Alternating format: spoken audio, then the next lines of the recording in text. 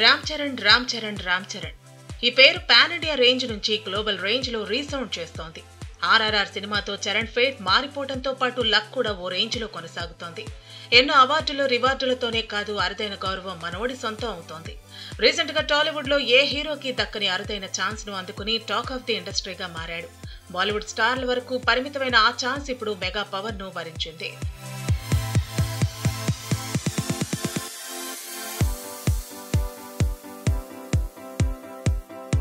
ప్రముఖ వ్యాపారవేత్త ముఖేష్ అంబానీ ఇంటి పెళ్లి వేడుకలో సందడి చేసి హాట్ టాపిక్ గా మారాడు.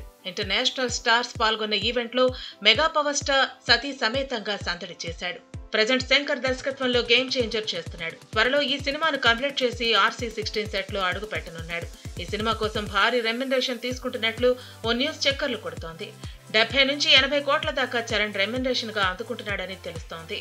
ఓవైపు సినిమాలతో, మరోవైపు గ్లోబల్ స్టేటస్ తో మెగా పవర్ స్టార్ దూకుడు మీదున్నాడు.